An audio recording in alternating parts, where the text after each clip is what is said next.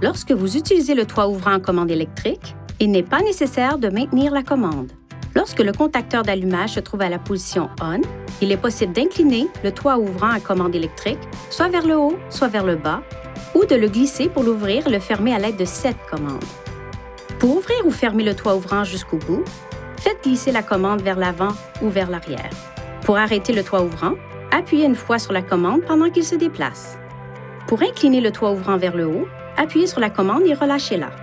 Pour l'incliner vers le bas, faites glisser la commande vers l'avant. Ouvrez et fermez le pare-soleil en le faisant glisser vers l'avant ou vers l'arrière. Lorsque le contacteur d'allumage est placé à la position off, le toit ouvrant continue à être alimenté pendant quelques instants.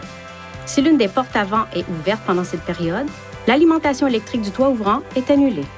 Si le toit ouvrant ne fonctionne pas correctement, effectuez la procédure suivante afin d'initialiser le système. Placez le contacteur d'allumage à la position ON. Si le toit ouvrant est ouvert, fermez-le complètement en poussant à plusieurs reprises la commande vers l'avant.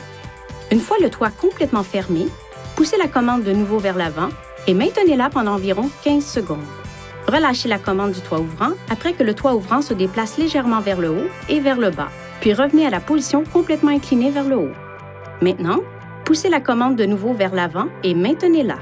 Relâchez la commande une fois que le toit ouvrant est passé de la position inclinée vers le haut à la position fermée, puis à la position ouverte, puis est revenu finalement en position fermée. Vérifiez que la commande du toit ouvrant fonctionne normalement. L'initialisation est terminée si le toit ouvrant fonctionne normalement.